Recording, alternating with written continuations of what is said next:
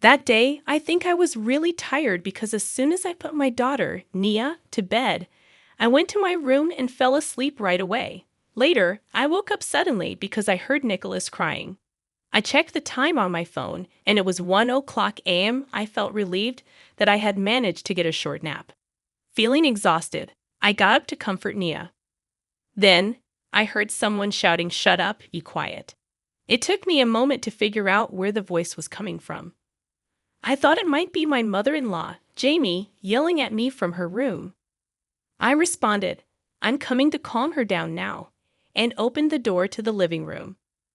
There, right in front of me, was Jamie, glaring at Nia in the crib. Then suddenly, she slapped Nia's face and said, "That's enough." Shocked, I yelled louder than ever, "What are you doing?" Jamie seemed surprised for a moment and then panicked, saying, "Why didn't you calm her down sooner? This baby is too noisy." I hurried to the crib and picked up Nia to shield her from Jamie.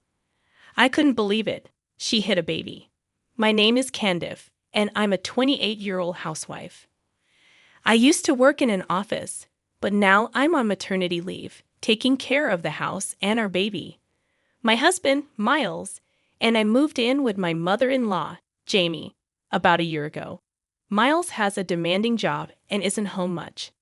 He was worried about leaving me alone while I was pregnant and felt sorry for Jamie since my father-in-law passed away 2 years ago. So we decided to live with her. At first, everything was okay, but Jamie's true colors started to show, and honestly, it's been tough. "Candy, you're so slow with the housework, and can't you cook better food?" Jamie kept picking on me every chance she got. When Willis, her husband, was alive, visiting my in-laws' house was fine, and I didn't really dislike Jamie. But after Willis passed away and we moved in together, Jamie became incredibly selfish and rude. She'd constantly insult me, saying things like, "Hurry up, you're useless and slow, even ugly." The last part was just cruel and had nothing to do with chores. Being pregnant, it's natural for me to be slower.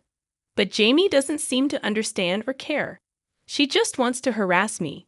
Since Miles, my husband, is mostly away on business trips and doesn't get home until late, I spend most days with Jamie. I kept hoping things would get better once the baby was born. Surely even Jamie, as tough as she is, would soften up around her grandchild. I clung desperately to that hope. I talked to Miles about it on WhatsApp, trying not to bother him too much at work. He always replies with, "I'm sorry, I wish I could be there for you." And he does scold Jamie when they meet.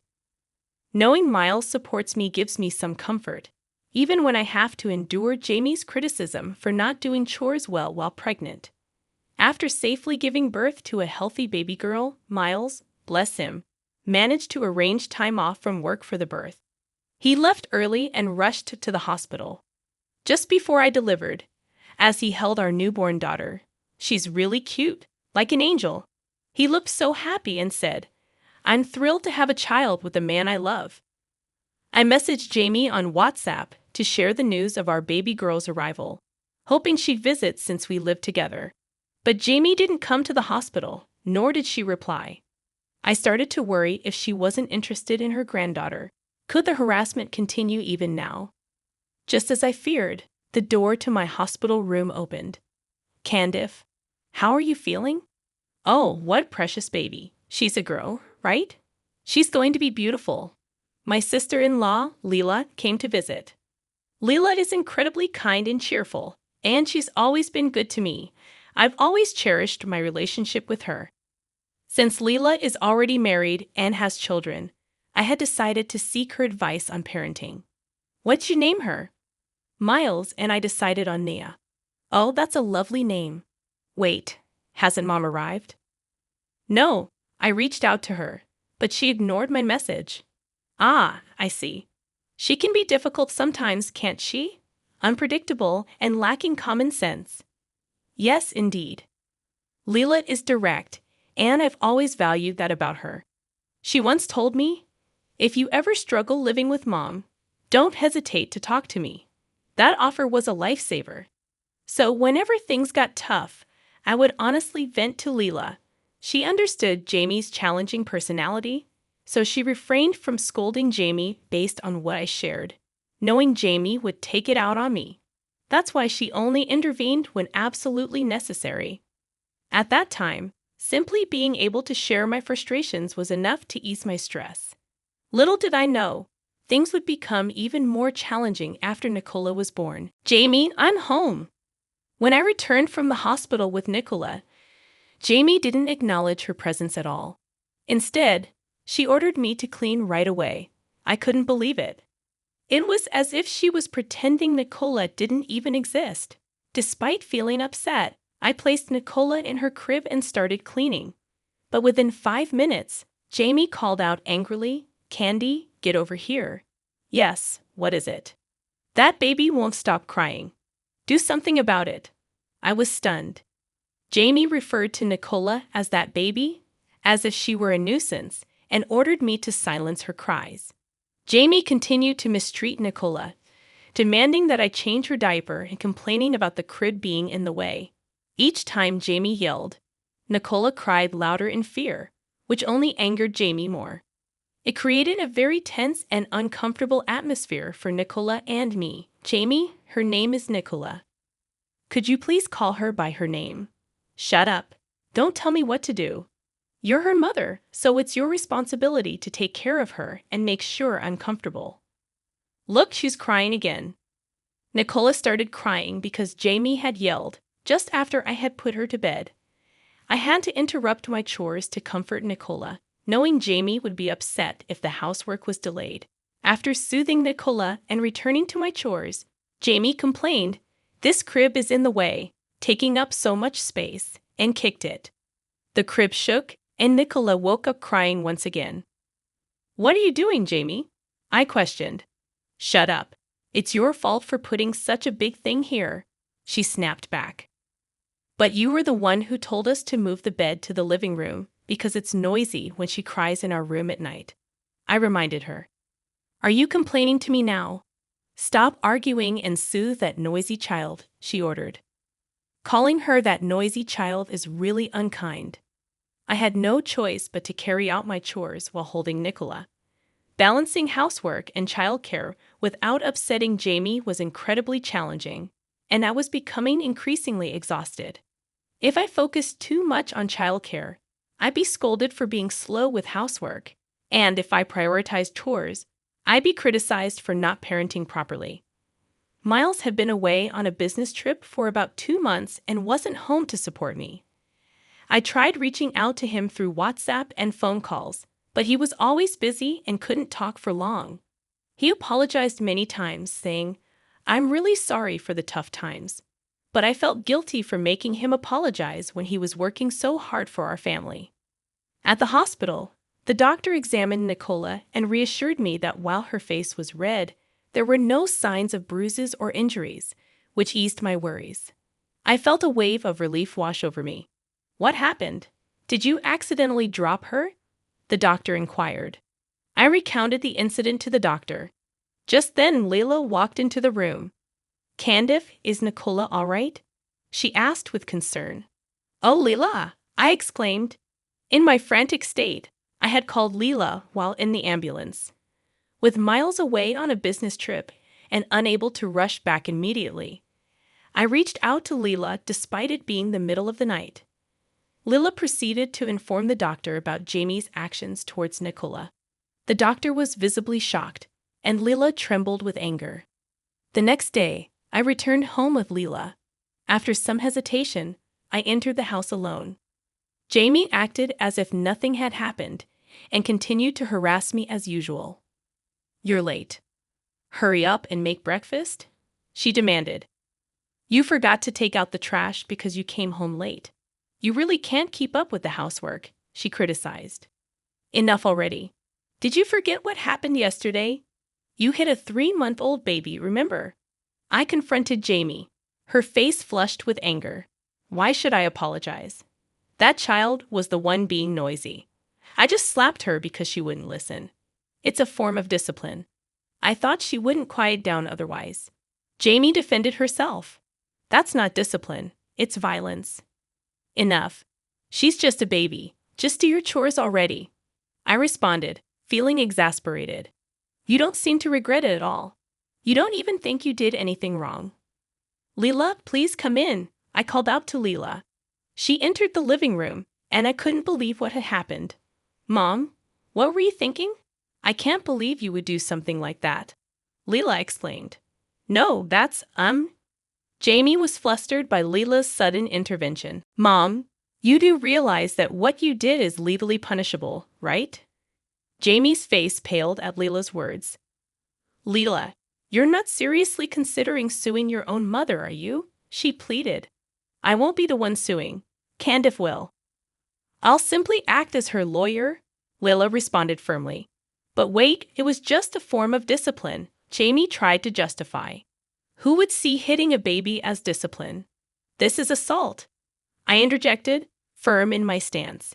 No matter how hard Jamie tried to rationalize her actions, they could never be excused. I will definitely pursue legal action against you. Be prepared, I informed Jamie. Jamie began to cry softly.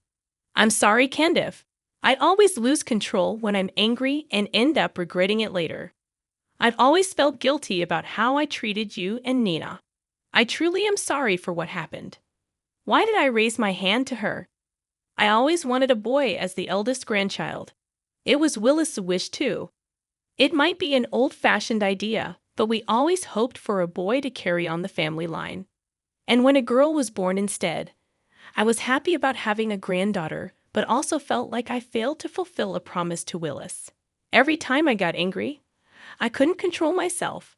I'm truly sorry, Jamie confessed through her tears. Please, Candace, help me change. I'll do anything, Jamie pleaded, offering a heartfelt apology. Jamie, please try to calm down. Let's have a proper conversation, I urged, hoping to diffuse the tension. No, I've done something unforgivable. No amount of apologies will ever be enough. Jamie continued to apologize fervently. My heart wavered, and I almost forgave her. But then Leela intervened. Don't be fooled, Candace. Mom always puts on this act of deep remorse when she's caught in a corner just to escape criticism, Leela explained. What? She did the same thing when Dad found out about her affair. He fell for her act and forgave her, but her tears dried up immediately afterward.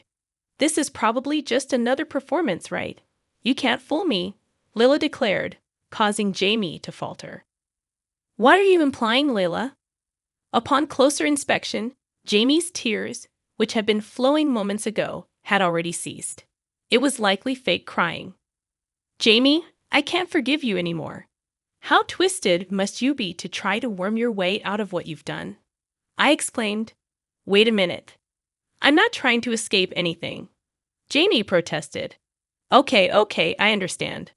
But we've already decided to take legal action, I stated firmly. Jamie's face reddened with anger. Don't play games with me. Why should I be subjected to this treatment by a daughter-in-law like you? How dare you? Just then, we heard the sound of the house key turning. Candace, is Nicola safe? It was Miles. Why are you here? I exclaimed in surprise. I had only contacted him on WhatsApp and thought he couldn't come because he was on a business trip. I had called him several times in the middle of the night. Yet here he was, having driven straight here since 3:00 a.m. and arriving this morning. I didn't expect Miles to be there too. Mom, stop it. I've heard about your mistreatment of Candace, and I've warned you about it multiple times, haven't I? And now you've gone and hurt my precious Nicola. I can't forgive you for this, Mom, Miles said firmly. Are you blaming me too? How cruel. After all I did raising you and Leela, Jamie retorted defensively. What are you talking about? You were hardly ever there for us. It was always Aunt who took care of us. Our memories are filled with the meals Aunt cooked. Not you, Mom, Miles replied, his tone tinged with frustration. Just stop it. Plus, I think the doctor already reported it yesterday, Miles added. Huh. The hospital knows Mom hurt her, so it's only a matter of time before the police get involved. Leela chimed in. No, wait. Are you okay with your mother getting arrested? Jamie pleaded, panic evident in her voice. I'd rather not have someone who hurts a 3-month-old baby around, no matter what you say, Mom. You don't have anyone on your side now, Miles stated firmly. Jamie finally seemed to grasp the severity of her situation. Her face drained of color as she slumped in defeat. Soon after, the police arrived, and Jamie was taken into custody. As a first-time offender, she received a suspended sentence. However, Miles and Leela decided to cut ties with her and obtained restraining orders against her.